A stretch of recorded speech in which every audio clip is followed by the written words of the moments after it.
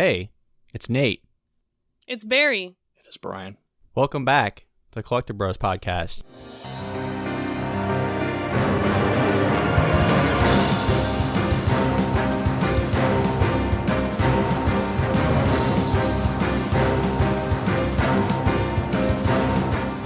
Today's episode is about crossover games, stuff we'd like to see, talk about the difficulties of actually making this happen, if it would ever have a chance of happening, just kind of fun what we'd like to see, combining franchises from movies, games, and other media, seeing what we get. But first, I know we've all been game hunting recently. Let's go around the room and check out our pickups. Brian, pickups, what are you playing? Go. Well, what I'm playing is a giant ass list at the moment. First and foremost, breaking news on the Collecti-Bros podcast. I get to keep my gaming collection because I did start Final Fantasy VII Remake. It was on New Year's Eve, I'm pretty sure. No, I'm pretty sure the ball was dropping. It was a couple days. Oh my god. I was going to say it was that Thursday because we worked the weekends, and I was sitting there at like maybe 5 p.m. at night, and I was like, shit, I'm about to lose my game collection. I need to start this. And that's pretty much exactly how it went. It's already installed and everything, like I've said numerous times, so I didn't have to worry about that. But really enjoying playing it. It's awesome. Definitely a great game. I'm only about 6 hours in, so I'm not super far. But it's pretty fun. I love the combat system. It makes me really want to play Crisis Core, but we got to beat this first. Also, tons of servers closers. I mean, it's insanity right now. Let's see. There's EA's closing a bunch of games. Ubisoft's closing a bunch of games. Who else? I mean, it's Epic. Yeah, there's just tons of games getting closed down. So I've been playing a multitude of things. Let's see. Old sports titles. Nothing great. Played an old school Xbox Live arcade game back when they were with 200 gamer score. Gatling Gears. It's just a twin stick shooter, but it's funny to see like how far Xbox Live's come from when it was literally just these generic little mobile games almost now to I remember the first big full game you downloaded was like Castlevania Something Tonight. They had to increase the storage limit and stuff because these games are so small. Been playing fun stuff like that.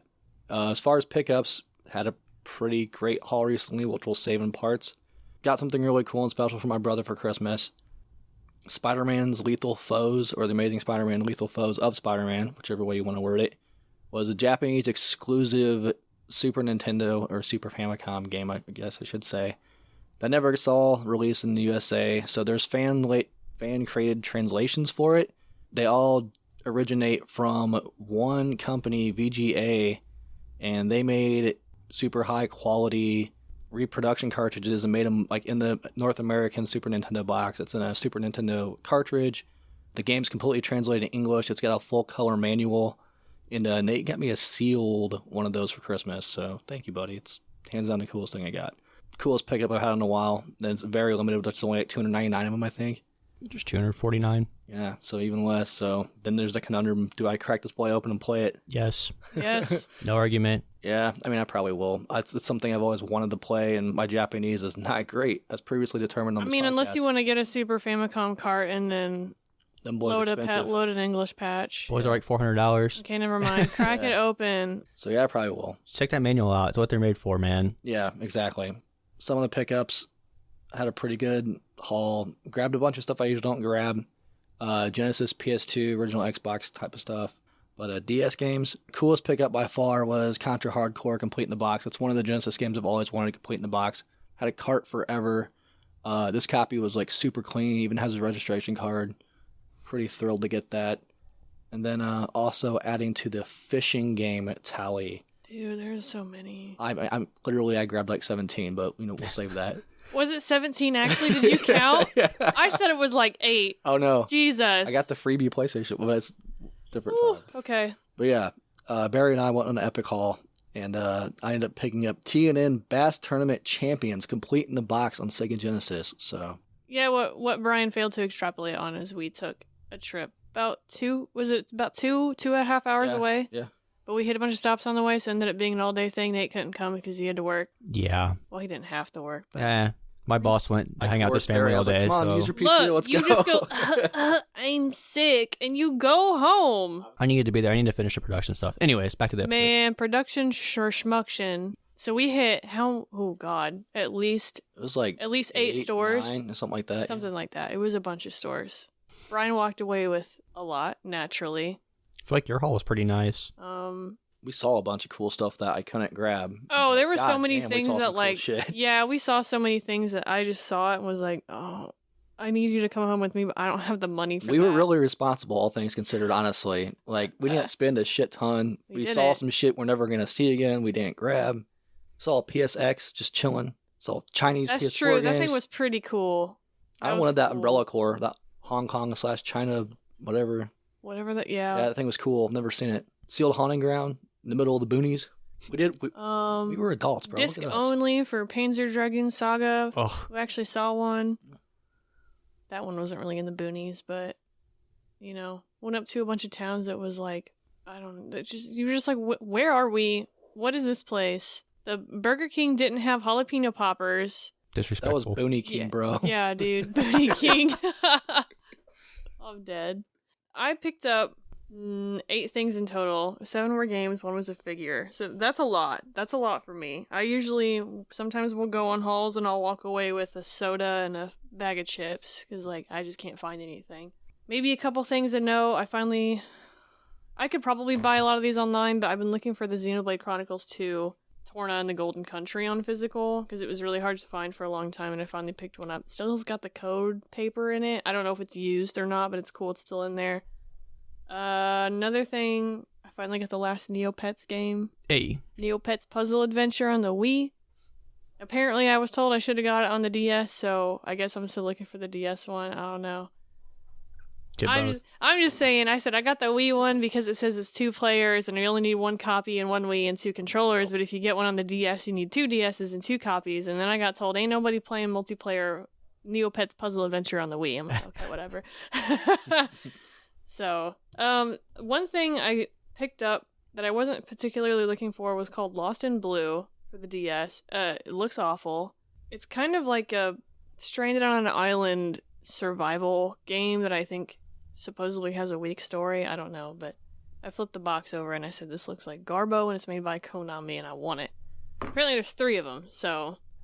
I saw there's fishing, so now it has to go in my collection. Yeah, okay, here, I'll trade you that for Fishing Resort. Let me think about it for a little bit.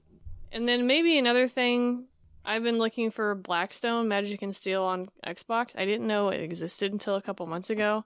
Because I have a wish lists for all of the consoles and what games I want on them, and that one was not on there, and I saw it in a Reddit post. And I said, what is that? I needs it. And I got it for extremely reasonable price, so I didn't spend too much. So you picked up that other Xbox game, Nightcaster 2. Nightcaster 2, yeah. Nightcaster 2, yeah. I've been looking for that one. You don't ever see it. We were joking. It's like, Barry's picking up original Xbox games. I'm getting a PS2 and DS. Like, what the fuck's going on? I only got 1 PS2 game, and that was a stretch. I can't even find PS2 games anymore. The ones I did find, looked like I got thrown in a toilet, so I had to tell them no. But whatever. Playing, they came out with The Witcher Next Gen, so that's all I've been playing. I think I'm about 25 hours in. Nice. And I'm obsessed with Gwent. Gwent is so good. I'm telling you guys, you're going to play his game. It's definitely tops on my list to play this year once I get these server closers done. I love the fact that you can't put the disc in and it automatically downloads the PS5 version for you. It installs the PS4 version with the 4.0 patch, and that's completely different than the PS5 upgrade, which you have to go to the store and manually download the PS5 upgrade like it's a purchase for $0, and then it'll install that separately from the PS4 copy.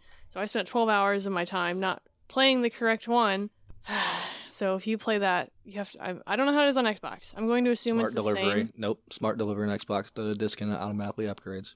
See, that's what I thought PlayStation did. You would think. That's what I'm saying. And I had to go into a convoluted way because the only way I already told Nate the story, but the only way... Actually, I don't even know who I told the story anymore. I'm complaining about it so much. We blend together. But the only way I could find it is because I loaded the game and it said, you don't have any DLC installed. We can't load your save. I said, excuse me? So I went to the system settings. System settings was like, you have all this DLC installed. I'm like, it's right there. My PlayStation says I have it installed. So I quit the game, loaded it. It's like, you don't have any DLC.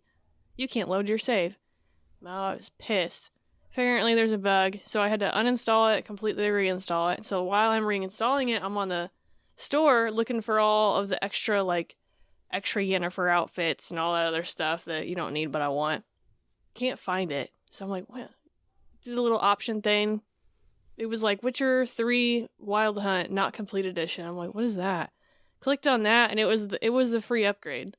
So there wasn't even a nice way to show you like where to get to it. The whole time I was playing it, I was like, oh, people are saying this upgrade's so good, but it kind of looks bad.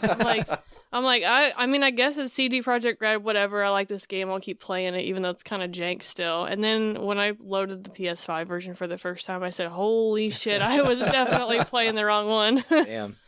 That's all I've been like, whatever. Fuck Final Fantasy 14. I'm playing Witcher.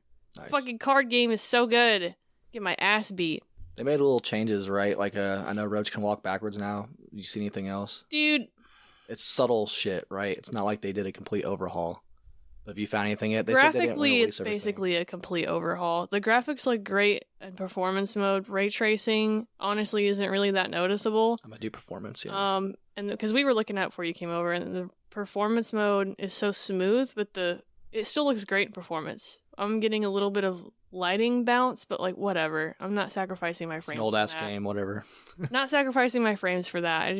I don't think we're ready for ray tracing to handle ray tracing, but it added some extra quests. Like I just finished the TV show one this morning, and it wasn't even related to the TV show whatsoever. Like they created a new monster, and the only link was the armor and the medallion style, but everything else was original written. So they wrote it like a normal quest, just like the TV show. Oh, wait. Yeah, just like the TV show, I suppose. You're not wrong there. But the horse can walk backwards, but horses don't like walking backwards. I don't know if you guys know too much about horses, but they don't like walking backwards. To get them to do it is extremely difficult, and even then they just don't like doing it. And it feels like that in the game. When you try to back him up, the horse is just like, no, I don't want to do this. I don't. So slow to try and maneuver him. My horse doesn't want to go over the bridges. I'll ride full speed at the bridge, and it stops right at the bridge, and I have to like slow walk over the bridge. Nate's gonna hate this game. So why is that? Just like Shadow of Colossus. The horse control's not great. The horse control is never great. He'll get stuck like full sprint galloping on a pebble on the road. I don't. If there's any type of cliff, the horse stop. It's hard to maneuver. A lot of times I'll just get off and walk. It's better than it was. It's good. It's better than it was. The horse is frustrating. It's better than it was for sure, but don't expect phenomenal horseplay. It's not good. Okay, this game is good because the Gwent, okay? So we play this game for. Anyways, that's what I've been playing. It went on for a hot minute. Nate, what about you? Right. So, as far as playing, similar to Brian, kind of just been cleaning up achievements. I actually recently got a puppy, which has been taking up a lot of my time. There's a game I've been playing for the podcast in between her naps that I've been playing. All right, she's not a puppy. Yeah. She's a pupper. She's an adult-sized puppy. She has that youthful exuberance that puppies have. She's a 40-pound puppy. She's not 40 pounds yet. She needs to... I thought she was 40 pounds. She's supposed to be. She's under. She's almost 40 pounds. Skin and bones, puppy dog, but... There's no doubt in my mind she'll be 40 pounds very soon. Been playing a lot of Nintendogs in real life. So gaming's been a little on the side burner for the last week or two, but other than the server closures, I've been playing a game for the podcast a lot because I don't want to give too much thoughts, but I've been having to force myself to kind of play it. Same. Yeah. For fun. Can't wait. Oh, yeah. You're going to enjoy it. Still playing more one for fun when I can in between. I've kind of hit that point where you get confident in a game you've played a lot, and then you kind of forget the leveling, and you're like, oh, I'm so under leveled for this part, so I'm kind of on pause with the main quest and doing side faction stuff. As far as pickups, a couple interesting ones. Hit a flea market up. Those are always hit or miss, but I did find some deals. Big wrestling fan, so I was able to acquire 2 of the SmackDown games. I got SmackDown 2 Know Your Role on the original PlayStation, and Just Bring It on PS2, which kind of classics in the wrestling genre. I also picked up a PSP game. Anytime I kind of find one I've been looking for, manual, actual, not print off, pick it up. It's only $10. Call of Duty Roads to Victory. Haven't heard great things about it, but I like the Call of Duty games, sue me. The one I'm most excited that I picked up is called Steel Talons. It is a little-known Genesis game. It is a flight simulator, but it's in the graphic style of like Star Fox, and I think that's pretty cool in Genesis. Obviously, that didn't have the technology to do what they did with Star Fox, but curious to actually like crack that one open and play it. I love helicopter flight simulators, and I'm really curious. I'm surprised this game hasn't been talked about more because it looks crazy. It's full 3D. It's pretty cool for Genesis, but I'm really excited to get into that one. And I picked up some Rock Band games because they're shutting their servers down. That's about it. Not quite as exciting as Brian and Barry's pickups, but I'm happy with my purchases. I don't want to spend 30 minutes going into mine. We'll save them. I just spent 30 minutes talking about Witcher. Hey, man. It means you love it. It's a big deal. We finally got it. We didn't think we were actually ever going to get it, so... And I'm going to buy it again from the physical. That's right. Hell yeah. Recent pickups in the next episode for Barry. We already know what it is. Spoiler. That's true. It comes at the end of this month. If it ships. What do you mean if it ships? CD Projekt Red. Dude.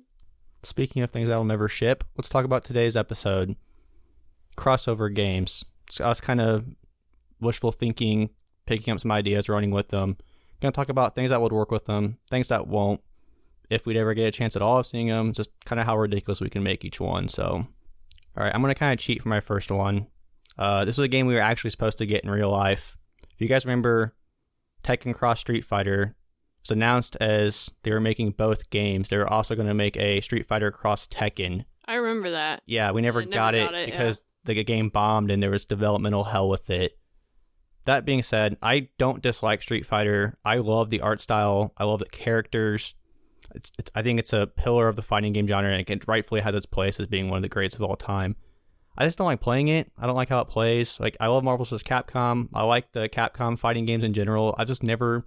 I don't know if it's going to suck at it, but I'm a big Tekken guy, though. Like, Brian and I, Tekken veterans, we've been playing it since the first one. I was really excited for this game to come out. Like, I was just waiting, and then after I heard the development hell of that one, I knew we'd never get it. So, as far as probability of this one ever happening, it's probably pretty low, because we would have got it in real life at this point if we were going to. Obviously, I think the difficulties with it would be adapting Street Fighter's fighting mechanics into Tekken. I know we've had like 3D-ish Street Fighters. So, like, what's the difference? So, first of all, Tekken's a 3D fighter. Street Fighter's traditionally 2D. Even like it's 2.5D now, where it's still on a left to right plane. Well, when that game came out, which Street Fighter was out? 4? 4. And 4 was that the one on 360 PS3? That was the first like full-fledged 3D one, yeah. So I mean, if at that time if they were already making Street Fighter in 3D and Tekken was already in 3D, then what was the point of making a Tekken X Street Fighter and then a Street Fighter X Tekken? For Tekken, it's the movement, right? Like you can circle strafe around your opponent in Tekken. It's literally a 360-degree arena, full access, right? Okay. Which changes the dynamic. I don't know anything about fighting games, so especially with like combos, and then Street Fighter's very different combo system than Tekken. Tekken's kind of easy to pick up and play, hard to master. Street Fighter to me is just like super hard to play and master. The thing is with Tekken, you can pick it up and play it, but Street Fighter is super technical in a sense, like the counters, the blocks. I'm not a Street Fighter pro by any means, but I do enjoy the traditional like 3 alpha on down, more of my jam, because they play very similar to Marvel vs. Capcom. I mean, you could translate. There's no reason on earth why they couldn't. They did a great job translating the Tekken characters into the Street Fighter world, keeping their combos, keeping their, ultra moves, whatever they call them in Tekken. I don't remember. It's been too long. The difference was like the button mapping, right? So it controlled like Street Fighter, but it still played like Tekken when you're using those characters, but you just couldn't move like Tekken. There's no reason on earth why they couldn't flip this script. You have one counter for that. There's a lot more projectiles in Street Fighter than there is in Tekken, and to incorporate that into a game where you have to move diagonally, dodge strafing. I know there's a couple Tekken characters that do have projectiles, but they're mostly few and far between. You have your Devil Jin, maybe your Jax. I think the counter to that's you either give people projectiles or you make the mobility faster on the Tekken characters so they can dodge these attacks. I'm not saying it's impossible. It was just... Yeah, the balancing would be tough. I'm not going to sit there and, If anybody can do it, it's Namco and Capcom working together. They've done it once, They've literally done it once, because a lot of people worried about the juggling for the Tekken characters were going to make them too overpowered for the Street Fighter characters. But it's not a masterpiece by any means. I've only messed around with the game too. I've never really sunk hours into it. Is Mortal Kombat on an Axis? It is now. Yeah, it is now. It's been since 4, right? And they've got projectile attacks. It's a semi-axis. It's not like Soul Calibur where you hold the stick down and you're literally running around them. You have to tap. But I mean, if you double tap the up button in Mortal Kombat, you can dodge strafe, laterally. Yeah, so Mortal Kombat already did it. What's the problem? Exactly. Okay, so the fluidity is a little different with Mortal Kombat 2, though. Like, even it plays a little more like the old school combo game where there's a little more swooping with the D-pad when you're inputting combos instead of Tekken, where it's like you're picking that and you don't really chain off a lot of it like you do as much as Mortal Kombat, where Mortal Kombat, it's like you're going to do your punch, your high punch, your kick still. It's still, in a sense, it's still the same classic setup. It's just kind of been modernized as far as you can, instead of pushing square to do the same punch over and over again until your animation's interrupted, there's a set number of animations per button press. So the fluidity is a little different with Mortal Kombat. It's a little more stiff, I guess is the word I want to use. Where Tekken's so fluid, man. Like, I don't know if it's, since the first one even, Tekken 1 and 2 are still like really smooth to this day. It's crazy for being as old as they are. And I honestly, other than maybe Soul Calibur, which, you know, same people make it, so there's not really been as anything fluid since. So this, it's not even necessarily all speed. It's just the fluidity of the movement, and it is a little different than Street Fighter, where Street Fighter feels a little more floaty and stiff. Like the aerial combos are a little more floaty. Tekken's a little more crisp, if that makes any sense. But out of all these I think we're going to talk about today, I think it's the one that, like, on paper makes the most sense, and it could come to fruit as far as what I'm bringing up today. Like, I'd love to see this game. I think there's a market for it. People love fighting games. I know people are really excited for the new Street Fighter. They're optimistically cautious, but I think, I mean, I don't know if I heard as much excitement about the new Tekken. yeah, it's pretty crickets, honestly. And like They the last haven't Tekken shown a lot of gameplay. no, I think. the last Tekken was well received. I really enjoyed it too. Yeah. It's just they told us it was gonna be the last one with. I think the biggest issue with Tekken is they haven't really changed. Not saying you need to change anything. Obviously, keep the heart and keep the soul.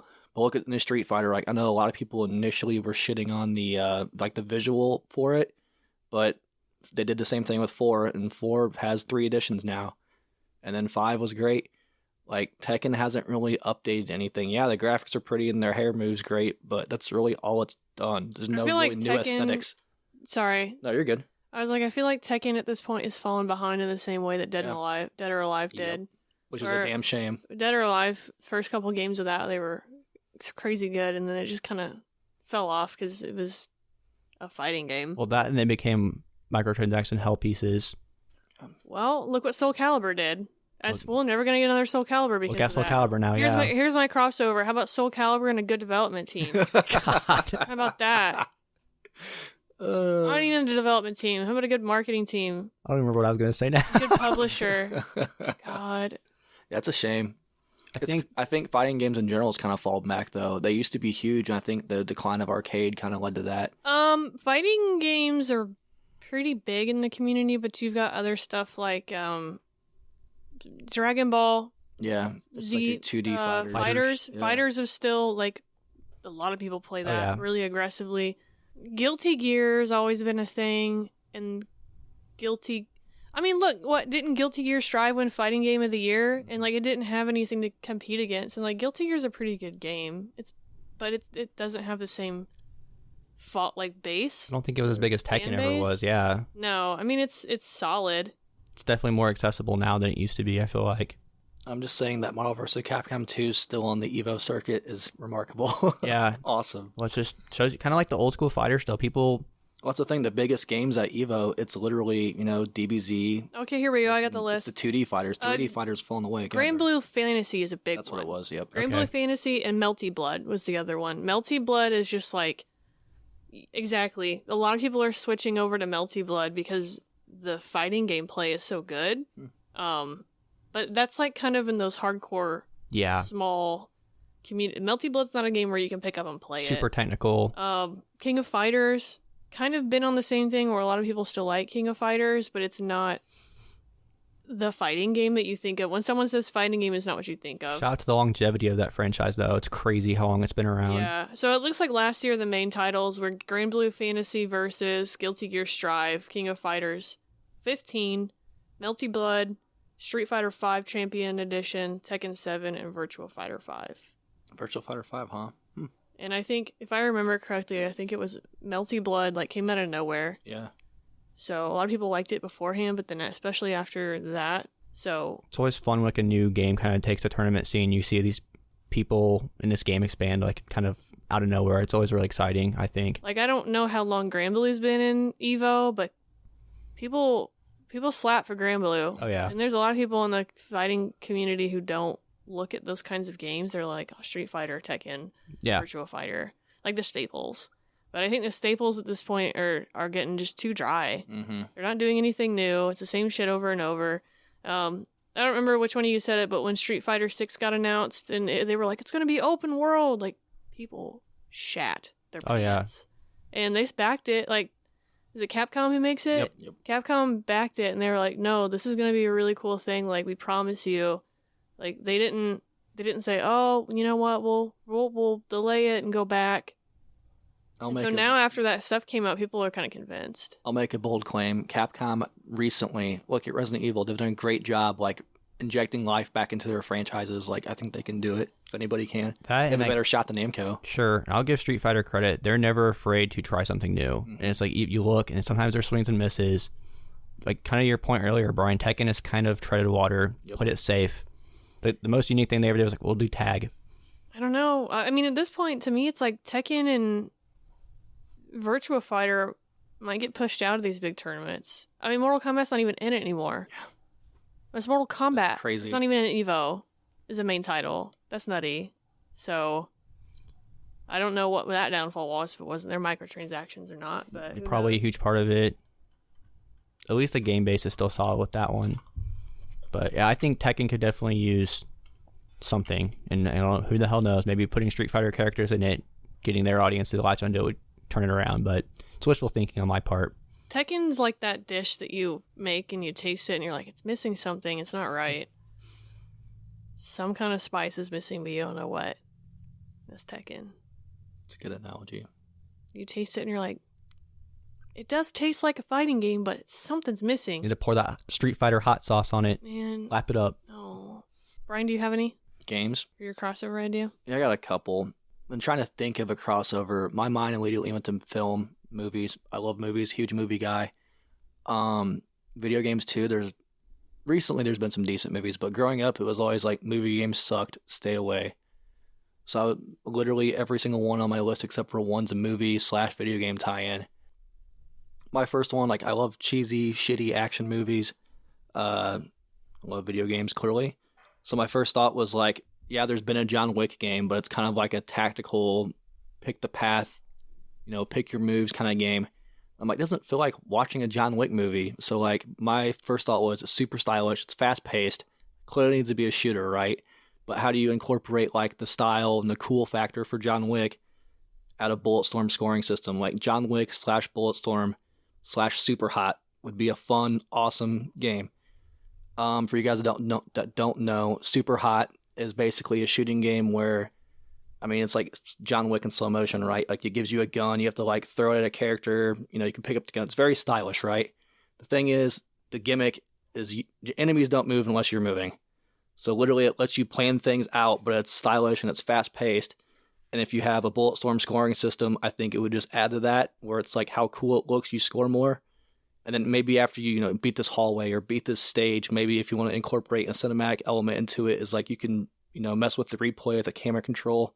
I think the game has money written all over it, man. John Wick's a huge franchise too. What they're doing for now. So you're saying a John Wick game that's plays like Super Hot, scores like Bulletstorm, yep, and has a super in-depth photo video record mode to make cinematics. Sign me up. I think it'd be awesome. I mean, the next gen consoles could definitely handle it. I think VR would be like ungodly cool. Oh, yeah. Super Hot VR is crazy compared to normal Super Hot. Yeah. So why not? It's really, like you kind of touched on, the thing missing with the John Wick game, it's not a bad game. It doesn't feel like John Wick. It's almost plays kind of like a cross between XCOM and like a Fire Emblem style hexagon moving.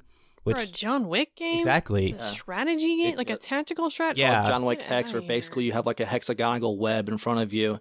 Like you can still target limbs and stuff, but it's strategy. And it's kind of turn-based in a way where it's slow. I get what they were probably going for, because like all the shit's pre-calculated, right? But that's why you do it like a Super Hot, where it's like you can calculate it, where it pauses it, but it's still fast, it's still live, you're still aiming. Like, I mean, if it's a calculated thing, make it a hack and slash style shooter that has, I don't know, what are those called? Quick time event style things where something happens and you have to make a calculated decision with X amount of time, like while you're in it. Something. I don't know. Like a Platinum Games John Wick game. Be cool. Be sick. Yeah. I just think like keeping the first person shooting in it would be important. I think the scoring system with I don't know if you guys have any experience with Bulletstorm. Yeah. The whole thing's like scoring and looking cool is what makes your score go up. So like having it kind of like an old school points based driven thing, there's not really a lot of games like that. I get we've kind of, surpass that as far as a gameplay gimmick, but be interesting, I think. Be a lot of fun. Imagine co-op being the dog. Yeah. Wrecking boys, fighting them. No, I think John Wick kind of seems like untapped, but they don't really do movie games anymore, which is kind of crazy. I know a lot of its development cycle, the games take so long to make now, and the history of movie games being bad, but especially like you said, it's so big of a franchise. We're getting TV shows out of it now. We're getting movies. We're getting spin-offs where he's not even in it. Like, there's no reason to start now. They've done 4 films. Let's just say filming takes 2 years each. Roughly, there's 8 years of John Wick movies already. And there's enough crap with that where you don't have to go off a movie. You can make your own story from like a prequel where you're still working jobs and stuff. Like, I don't know. It seems like printing money, but what do I know? Clearly, we don't know shit because they haven't done it. I feel like it's likely they would do something like that, though. It doesn't seem like impossible. It doesn't seem like they'll never there's not a whole lot of moving parts to make that work. You know what I mean? People love Keanu Reeves too. Like, he's already in some games, so I don't think he has a problem being like, "Oh, I'm an actor. I don't want to be in games." Like, dude's in a couple games now. I just think this just be super fun. I think it's the probability of it's there. Yeah, I don't know who has the license for John Wick games, but it seems like it's something that easily could be done. Made John Wick Hex. I think it was 505. Let me look. Developed by Bithell Games and published by Good Shepherd Entertainment. Okay. It's about all I can take. I don't know anything else. Shuttered? Yeah. Sounds like anybody could buy that. Yeah, hang on. Let's see. Based in Amsterdam. Damn, how'd they get a big Hollywood lot? That's pretty cool. But yeah, like, there's the art style, Barry, for this John Wick game. It just, like, doesn't fit. You know what I mean? Oh, it looks like that game foreclosed. It's just weird that they went with, like, a cartoony aspect. It's, like, almost cell-shaded. Oh, yeah, it looks a lot like that. Oh, yeah, it looks very much like that. I'm assuming that game didn't do too well, but... I wanted to play this. I forgot this came out. This looks pretty cool. But yeah, for my thing, like, they could do cool shit with, like, the slow-mo, like, gore. I just think it'd be almost like the antithesis of, like, Doom Eternal, where it's super fast-paced. Like, you could slow this down and still make it look cool. If you want to go fast-paced, have a replay of your hallway or level or whatever. It has a lot of potential, man. It'd be fun. Too bad I'm not a billionaire and I can't fund it. If you'd like to donate $1 billion to the Collecti-Bros podcast, we will. I will send you We'll make a pictures of my studio, feet. and we will create the game of your choosing. Thank you. If you donate $1 million, we'll make you some magnets. Yeah, we'll make you some magnets at 1 billion, but 1 billion, and we're gonna get your own game off the ground. Yep. Kickstart fundraiser. I'll fill up a bathtub with instant mashed potatoes and pick up hot dogs with my feet. How are you gonna follow that up, Barry? I'm not. I'm leaving. All right, 2-main show. Get out of my house. What about you, Barry? What's some crossovers you want to see? I don't. Like AI. Crossovers to me lead a lot of disappointment. So. Oh, yeah. Every crossover that's ever happened is just most of the time bad. So I'm like, I don't want them for the most part, but not really crossover, but I want like a game that's never, I want a Gundam Battle Royale. And I know people are tired and sick and tired of Battle Royale games, but it's a really big, ginormous franchise, and every single game they come out with is just not good. It's not good. The closest thing we've gotten actually is this new first-person shooter. I think it's Evolution. But it's more of like a hero shooter compared to Overwatch, where you play as a suit and each suit has a set type of weapon and set skills, and you have to use them based on that. So it's like a hero shooter. And I get it because there are certain suit types and whatnot. I just kind of want like a battle royale system where it's, Xeon versus Federation. So cool. But almost like a battle royale Battlefield kind of, where you drop in with your squad of like 4, but you're still on an overall team. And like if your squad gets wiped out, like, sorry, you sucked for the whole team. But like you'll be like a 4-man robot squad on the Xeon side, and you have to like either you're given like special mission types and you have to go eliminate certain other squads, you have to take strategic points of the map or whatever, and it's more of like a team thing as far as like one half versus the other. That'd be cool. And Sounds then like the you best can game ever like made. you can like buy upgrades like while you're doing stuff, or you can take dead units weapons or whatever. I don't know. It's just No, that'd be interesting because think about the bigger battle royals now. They've all gotten away from like, remember how PUB you could like loot parts? Imagine like looting parts for Gundams. Like that's Like scrap. Perfect. Yeah. I don't know if I'm running a dumb suit, like, and you can also, I don't know if I want to be a suit or a pilot at the same time, because, like, what if I can get out of my suit and play as a pilot and go and steal someone else's suit? That's Mech an assault. upgrade. I don't know. That'd be sick. Like, they've done that in the shows too, where they like infiltrate facilities and like take their suits. So it'd be cool to have, like, I don't know, here's a Federation facility that's got like this really fancy suit in it. First one to get to it's gonna get the new suit. I don't know, but it's just Gundam games are lacking, and there's so many things you could do with it. Like, I don't want a fighting game. I want to be like in a mech. I want to pilot the suits. I 100% think the biggest fault with the Gundam games is the speed of them. If they could have like something like that where it sounds like a mission based, but like Gundams are fast, dude. Yeah, it's always way too slow. Yes. The new one's pretty decent, and all things considered. It doesn't feel slow and clunky. It's just kind of annoying sometimes, because, like, if you get a bigger suit, it's going to move a little bit slower, but I don't want to play a hero. Yeah. Like, hero shooter, I'm over it, man. I want full custom ability.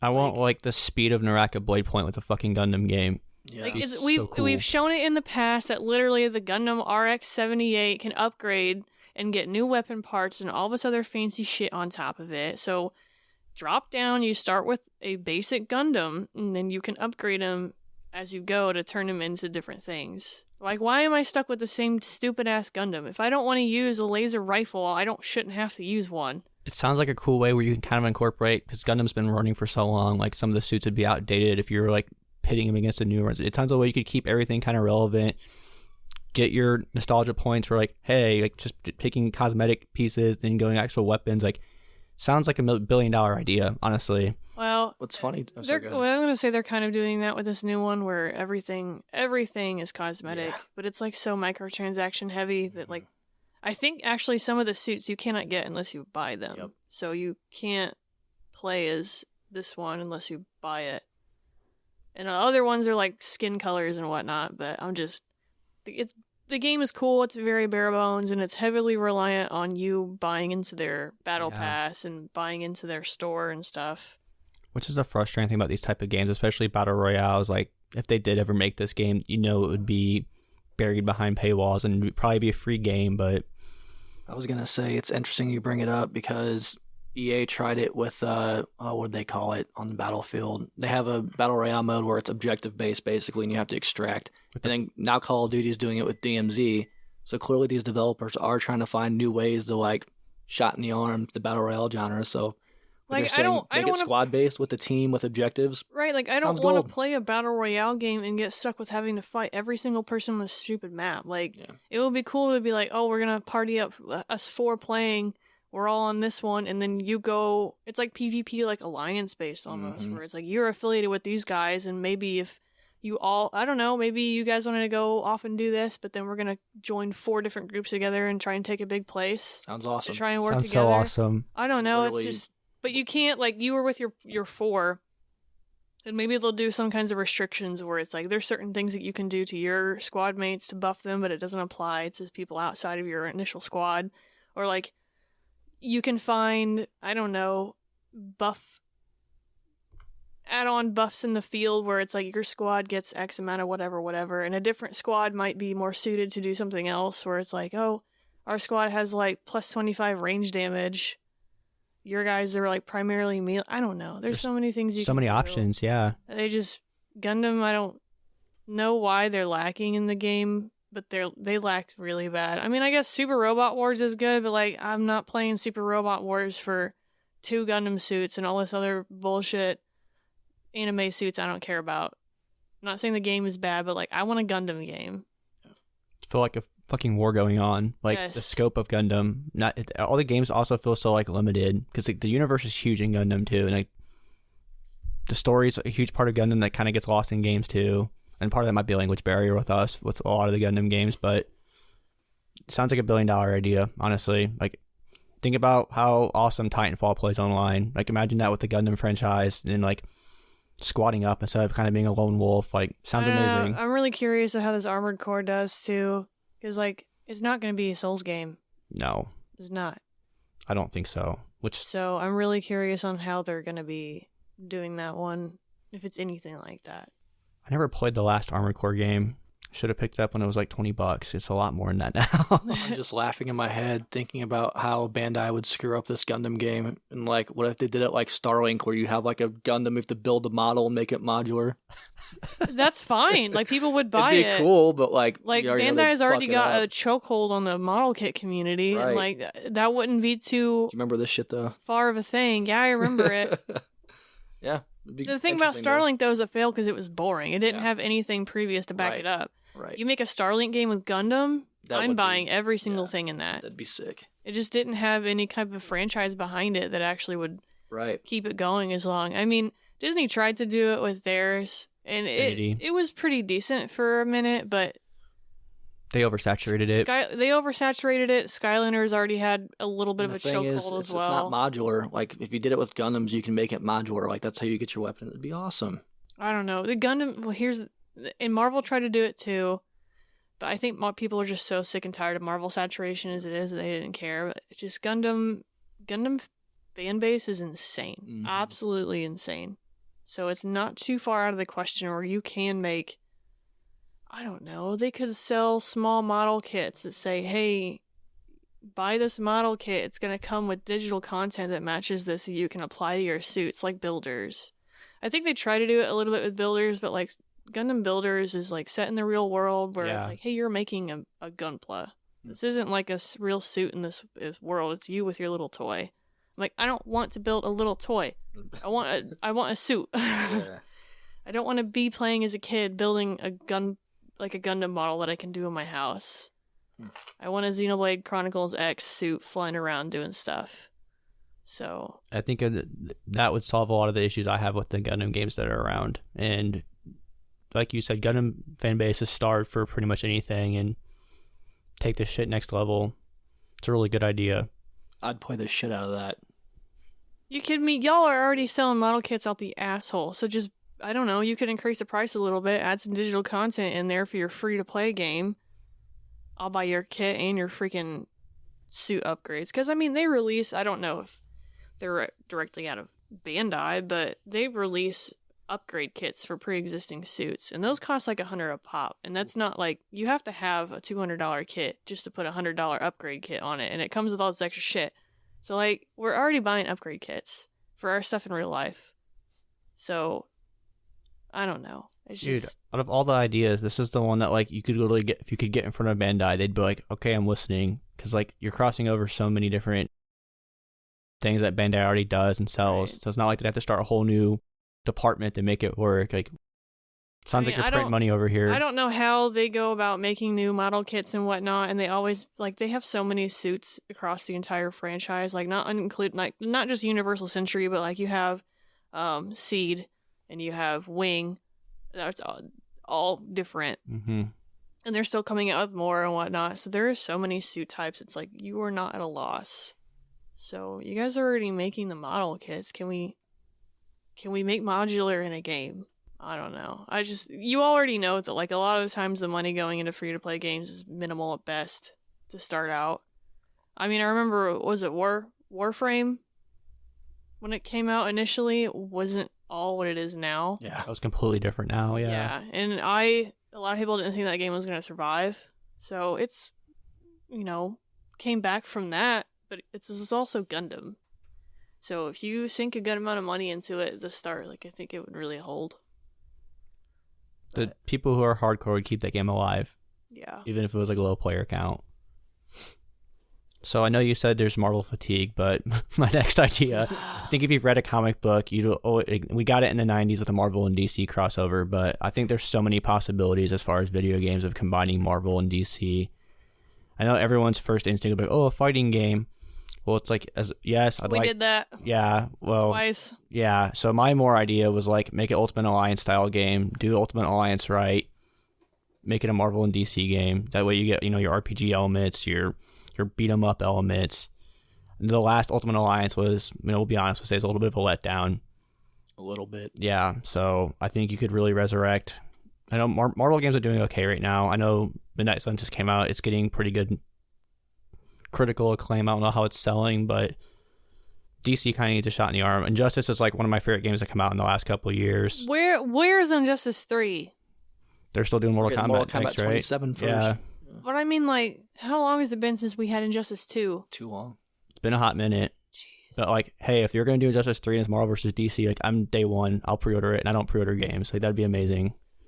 But yeah, I think just as far as this one, there's ideas you could talk about that the possibilities of it are just so exciting because there's so many people that have worked on Marvel games. I know DC is kind of like strictly Warner NetherRealm now, but they're a pretty good game studio, and if they could put their efforts with somebody else who Marvel's kind of winding out their license to pretty much anyone who will make a quality game. So I think if we got, NetherRealm working with WB, whatever, working with whoever, you can make some really exciting stuff with this franchise. Like, Brian, I know we've talked about this since we were little kids, as far as since playing on PlayStation. Like, wouldn't it be cool if we got Marvel or DC? Like, what are your thoughts on that? I mean, yeah, like who wouldn't want that? And the fact that DC in the past PS2 era, original Xbox era, they made a Marvel Ultimate Alliance type clone. Definitely not as good though. Oh, no. What was it? They made like their own version of like Marvel Ultimate Alliance. It was DC something. I got it. It's Justice League. Hang on. It's not horrible. It's not great. Just uninspired. But yeah, the fact that they're willing to try it and they see that the idea's there. I mean, if you think of it, Ultimate Alliance started out as just X-Men. Justice League Heroes. Justice League Heroes. Yep. Okay. It's a $10 game for a reason. Yeah. But no, I mean, Ultimate Alliance started out just X-Men. So then they're like, oh, what if we added Marvel? Okay, the next evolutionary step is what if we had a different universe? Like, be awesome. I think you mean Ultimate Alliance in the comics or the game? For the game, yeah. I think it'd be really cool if they kind of did it more like Marvel Heroes Omega style with DC. The way that one worked compared to Ultimate Alliance, it wasn't as narrative driven. That way you don't have to worry about. That's the thing with these superhero games. The story doesn't have to be 10 out of 10.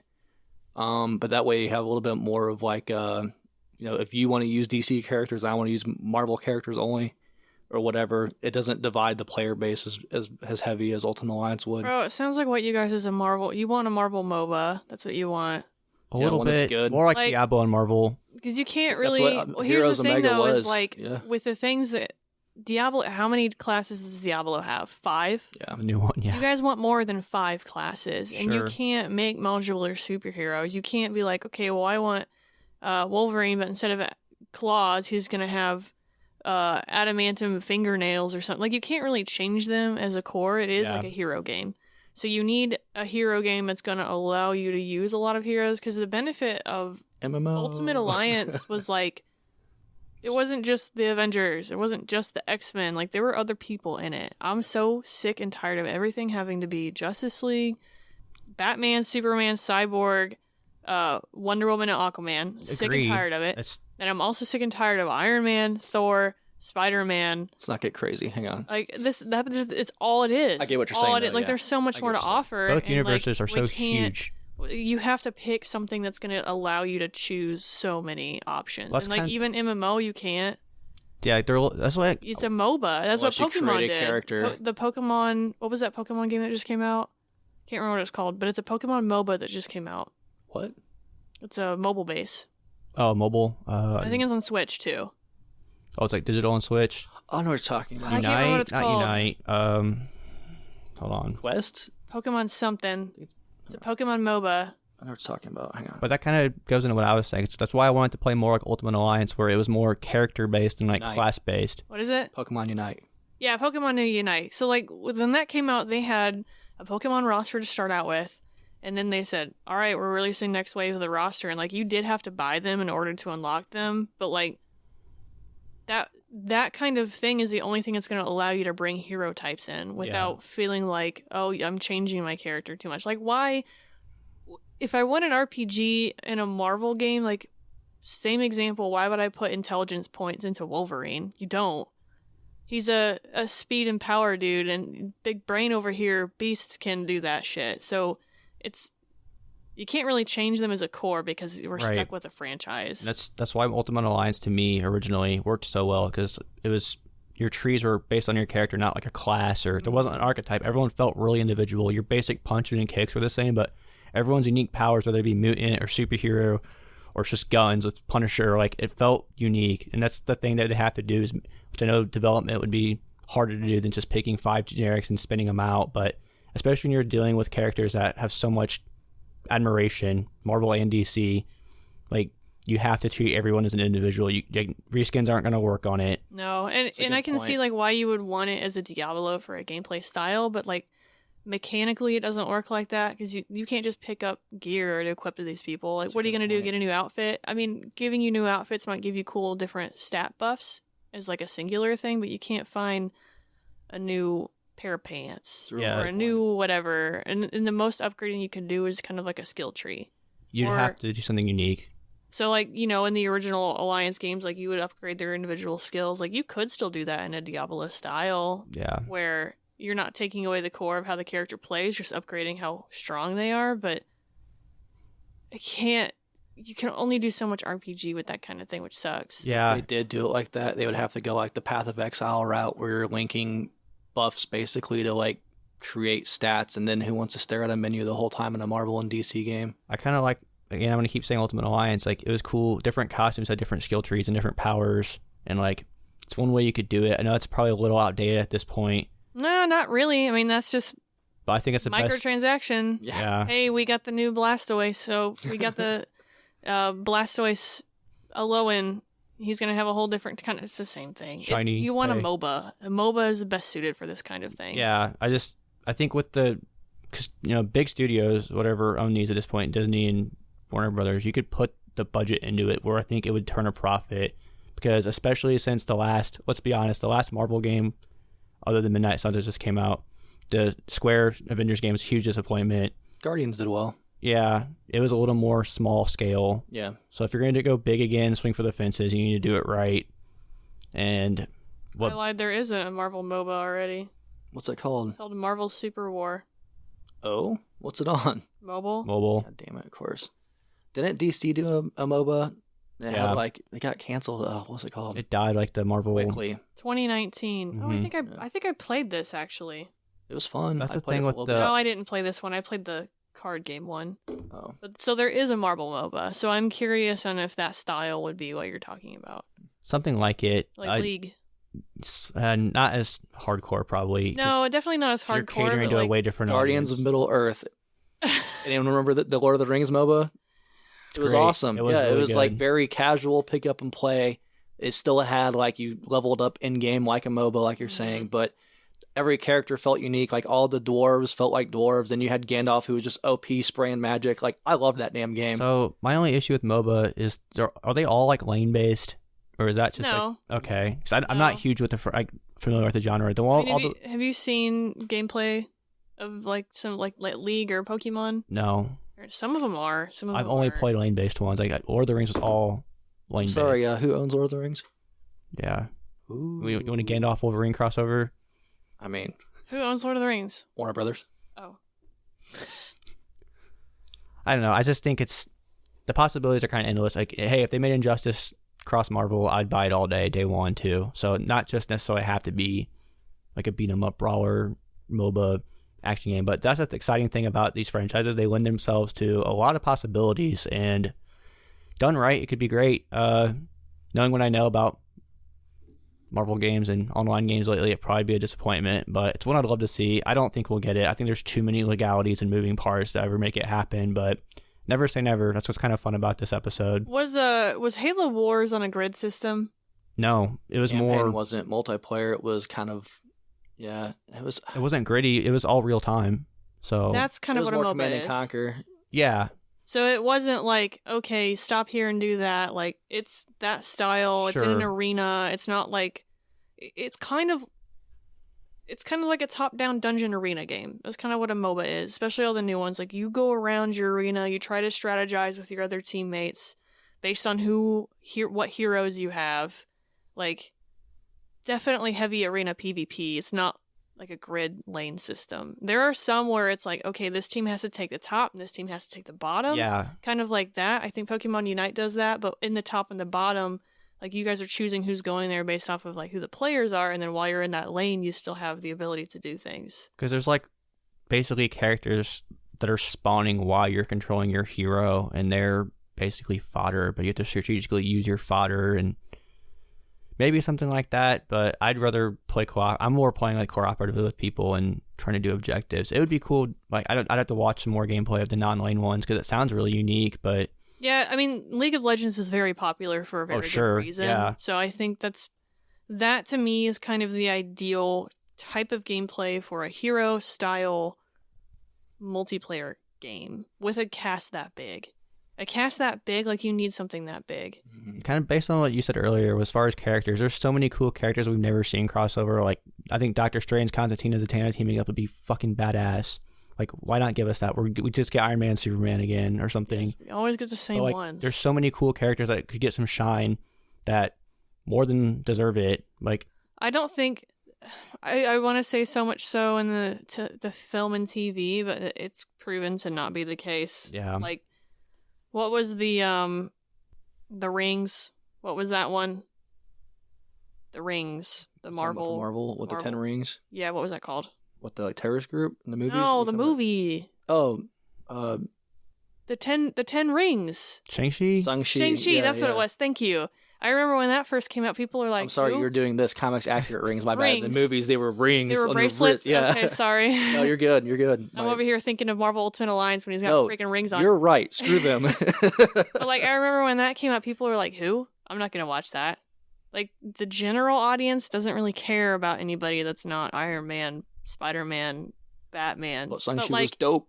In a game sense, there's so many more people who are interested in, like, deep down. Oh, yeah. Yeah. So. And you could, simultaneously put out a pack where it's like a character who kind of correlates with the other one. Just do them DLC. It's how you have to go with the rosters being that big, but keep the game alive with longevity too. Right. Or you know what would be really, really cool is kind of how they do some of the MOBAs is they rotate all the rosters by season. Oh, so yeah. like this whole season we're gonna have all these new ones. The season resets, and now we have a whole new roster that they just cycle through. So in that way, you could keep it fresh. It could size it down a little bit. So maybe there's like a roster of 15, and maybe 5 of them are like really well-known ones. But then like you've got some unknown ones that people not play, but they still play really well. I mean, if you think of something like Overwatch in that size, like your roster's gonna be really small, and nobody's gonna play your game unless they don't know who that. They'd be like, Blue Marvel, who's that? Pace Pop Pete. Who? Who are you talking about? I'm not gonna play that. That guy looks stupid. Yeah, and then if you kept all the characters, balancing would be like a huge issue too. Like the more characters you add, the harder it is to keep things balanced. And I think rotating would probably be like a good way to solve that. Yeah, and a season gap would give them time to create a couple new ones here at a time to really try and balance them. So in that aspect of keeping it fresh, that would be a really cool idea of a rotation where it's like, okay, maybe we're not buying them, but like the battle pass is going to give you all this other stuff. I don't know how battle passes work for MOBAs, to be honest. I know some of them do rotate heroes, and I don't know if that's something that you can be like, oh, when the hero pops up again, I have all my previous stuff from them, but it'd be something maybe you could like play their characters that aren't in rotation, like on a quick play or something, where it's not competitive, ranked, or whatever. Yeah. There's solutions to all of this, which just people are making more than all of us combined. I could think of a couple of these solutions. Yeah. So they would know how to. I mean, I know online games are extremely hard to develop for as it is, and there's a lot of limitations on it. So there's a lot of things that people could do. I just don't think.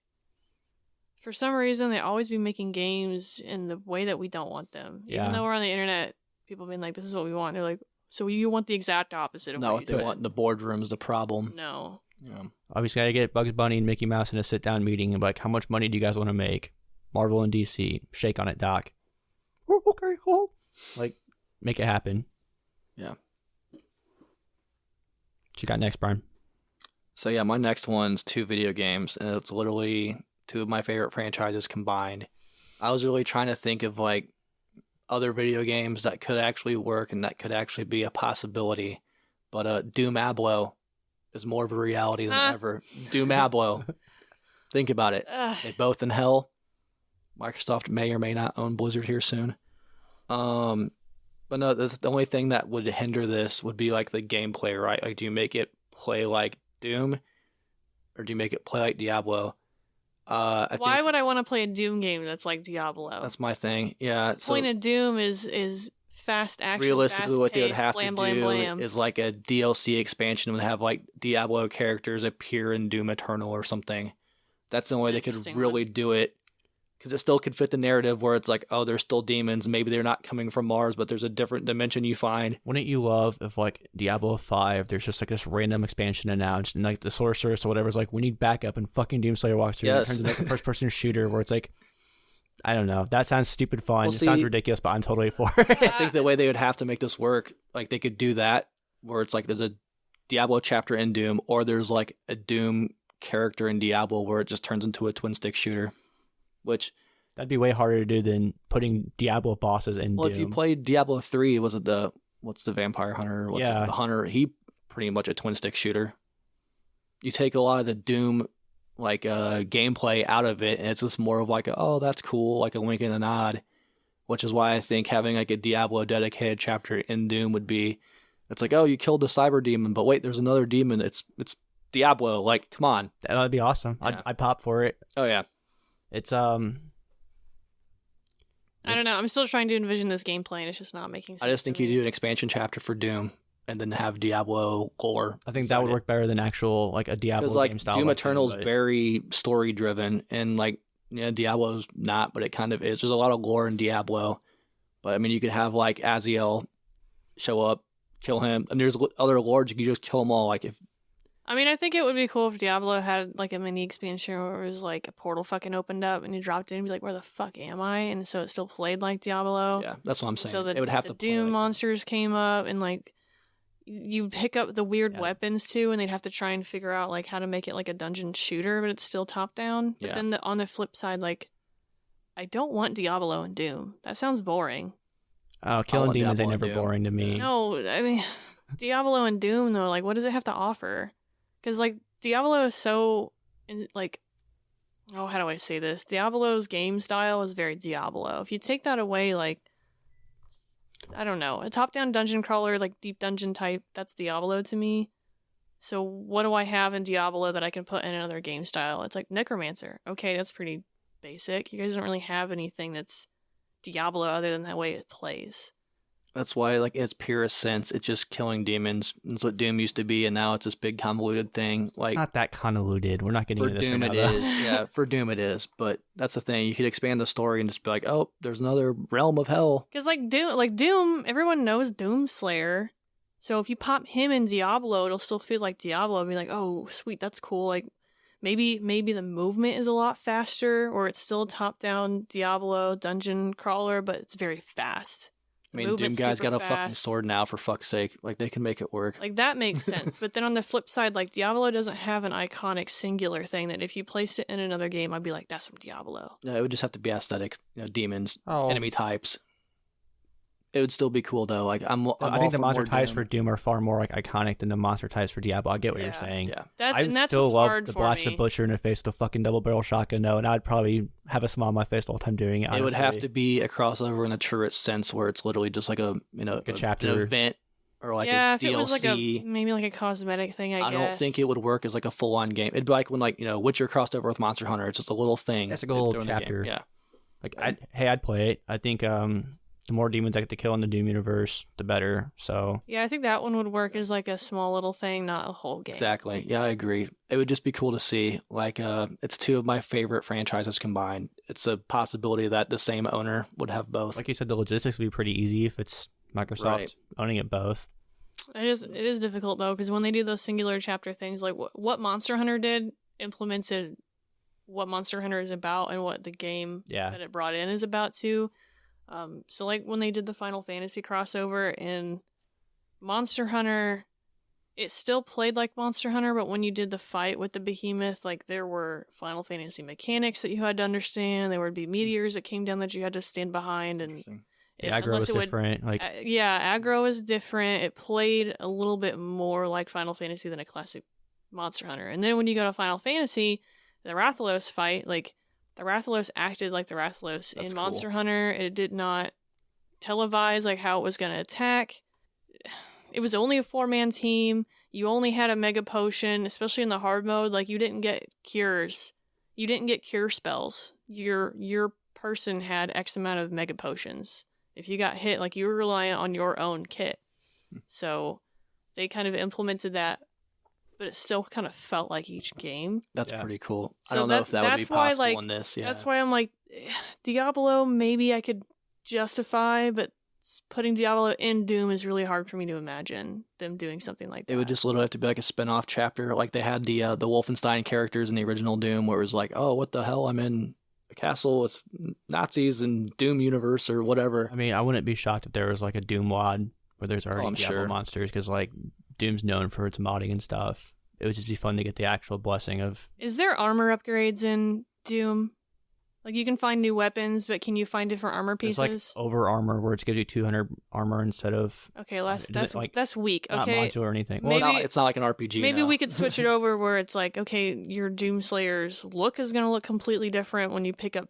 Like, the monsters are going to drop actual stat gear. I don't know. There's fun things you could do with it. That'd be cool, yeah, where it's like, if this...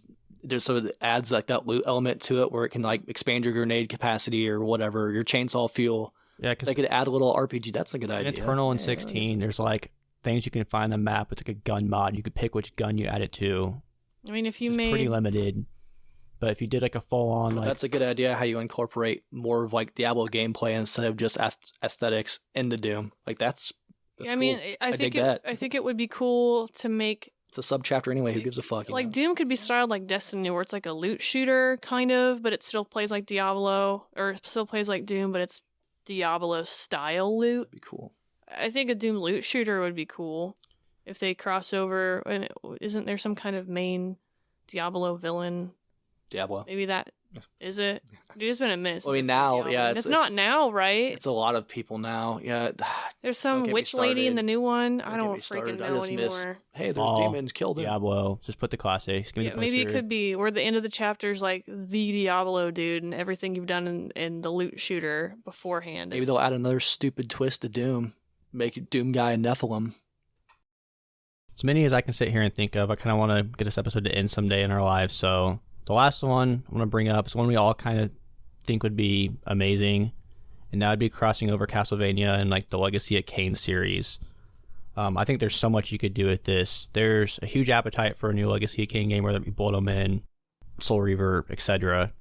Castlevania, kind of the same thing. It's a dormant franchise. They've been doing a good job the last couple of years of bringing back the old ones and bringing the new consoles, updating them, giving us ones we never got here. But I think everyone would love to see a new Castlevania game.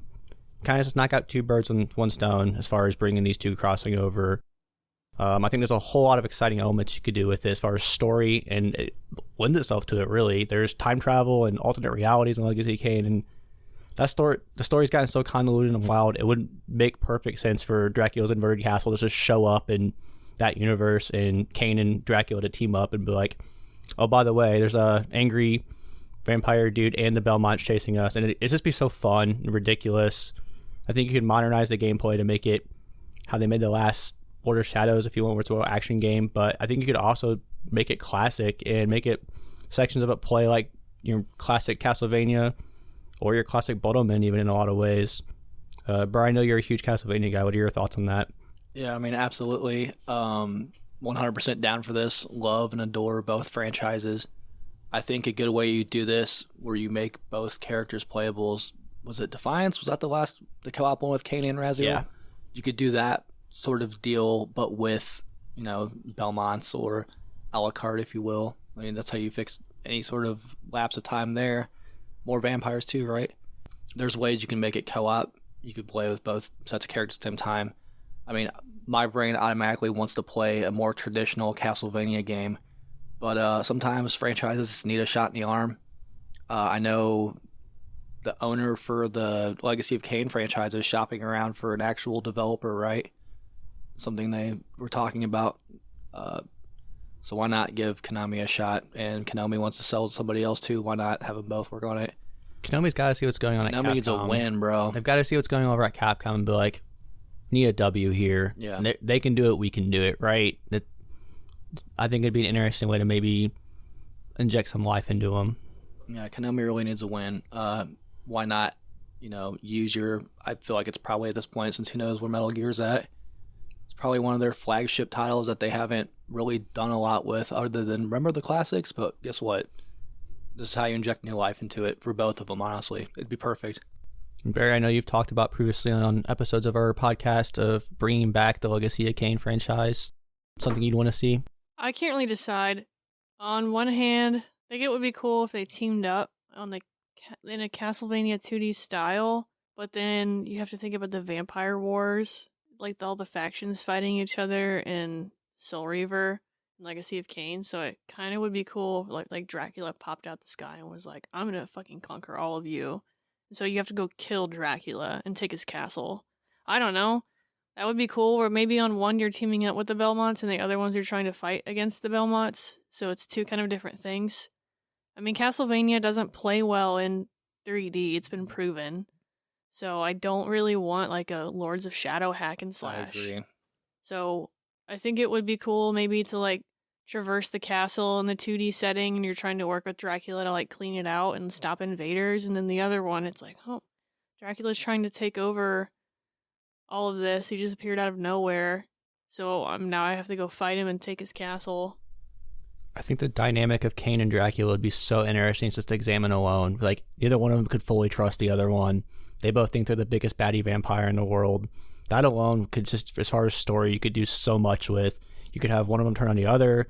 You could have them not turn. You could have Kain go to the Belmonts and be like, look, I know I'm a vampire, but Dracula is your enemy. And then, like, there's just so much you could go in any direction with that. And I think, like, those characters are written so well anyways, especially in the Legacy of Kain universe. I feel like it's kind of like a home run game.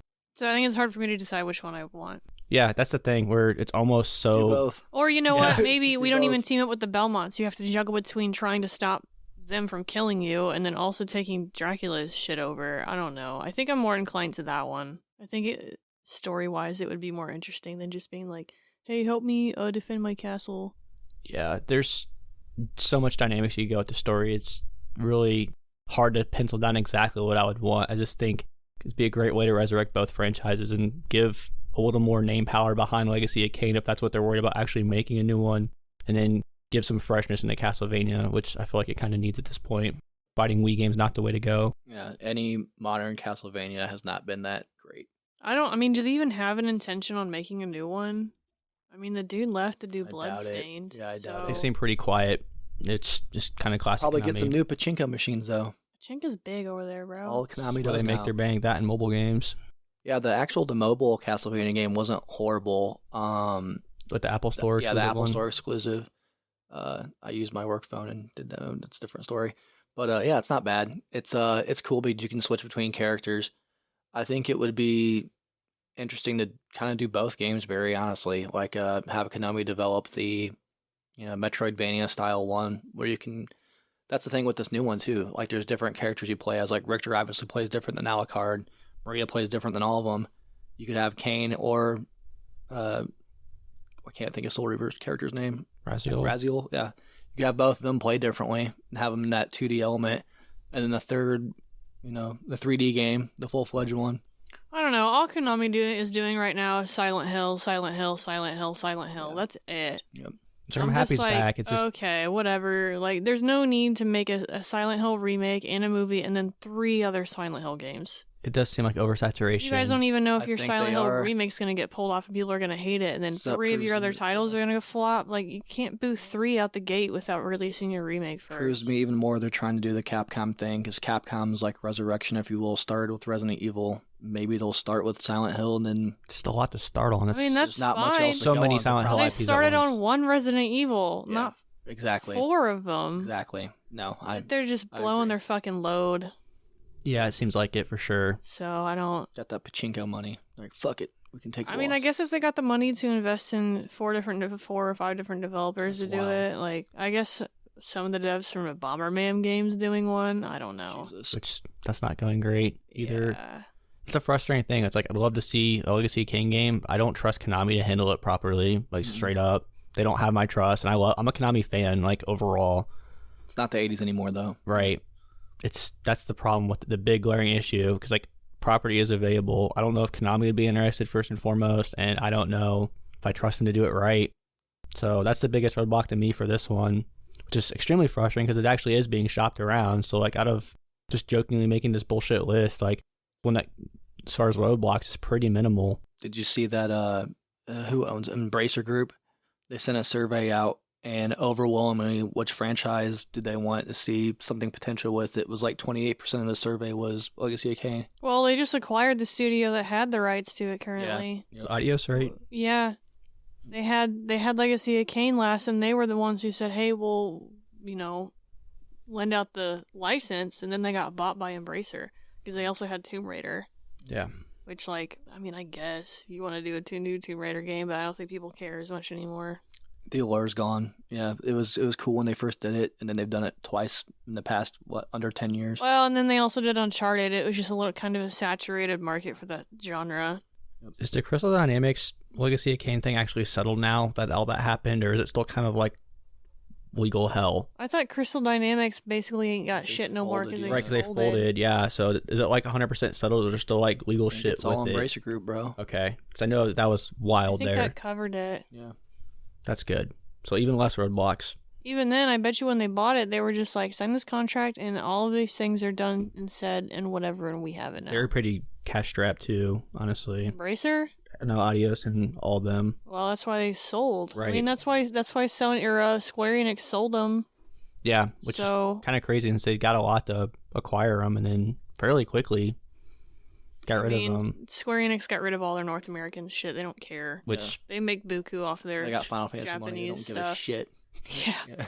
The largest MMO in the world. They don't care. No, it's just, I think it's fascinating. They have that much money where they're like, oh, we're going to, okay, get out of our face. Like, we'll just take the loss, go away. It's not even going to blip on our radar. I mean, they made their money off of it initially, but I don't think they probably saw it wasn't going anywhere, and they said, well, let's dump it now while I have the opportunity. I mean, where do you go with that?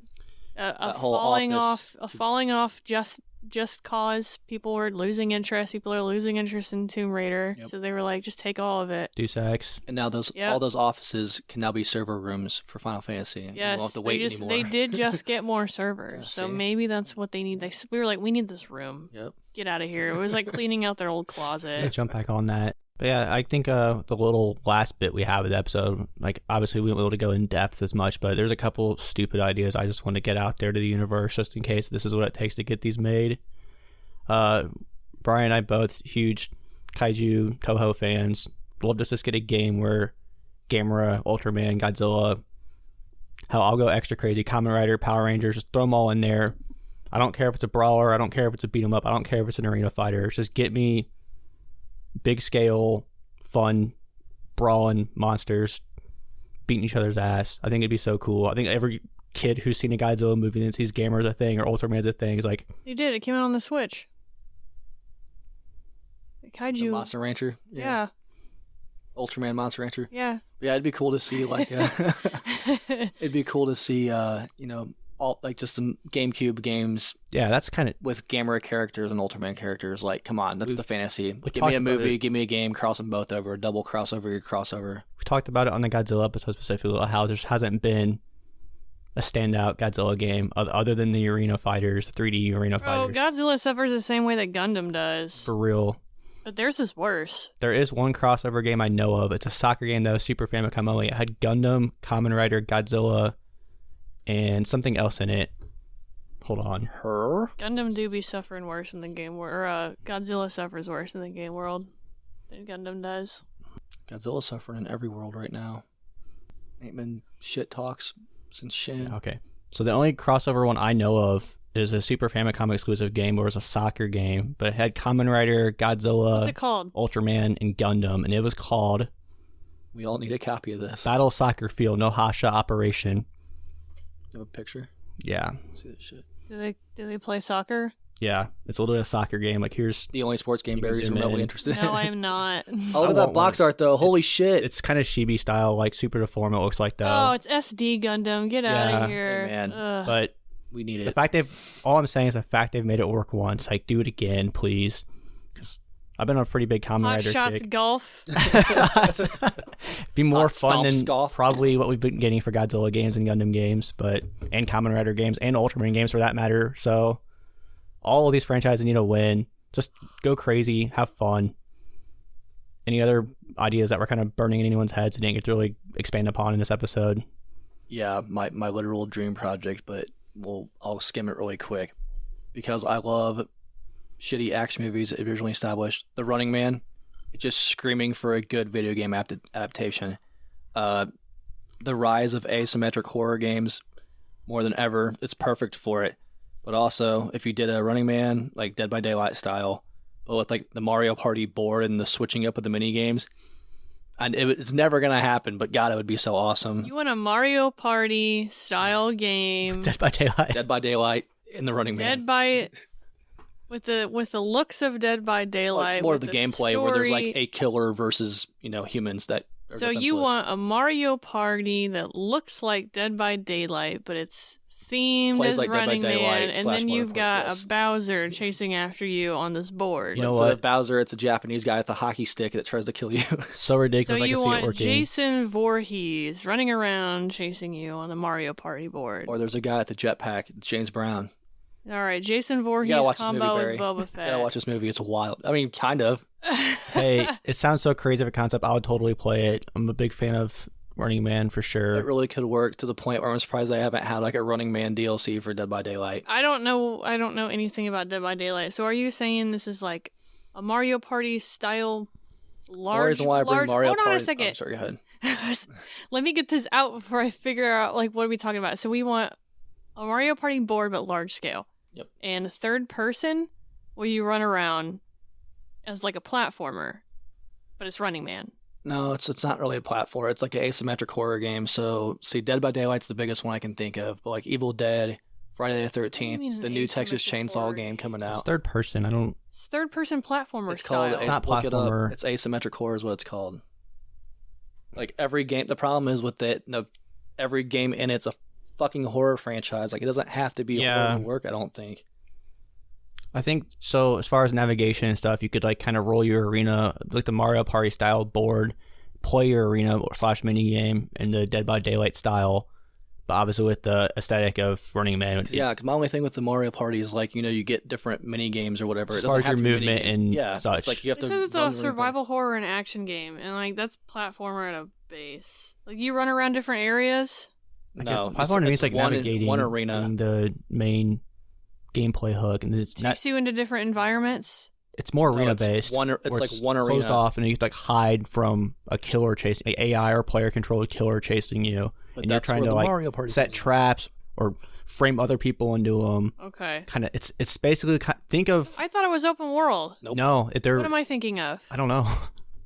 They're like arena based though, where they're very like the map's kind of big, but it's closed off. You can't just like go everywhere.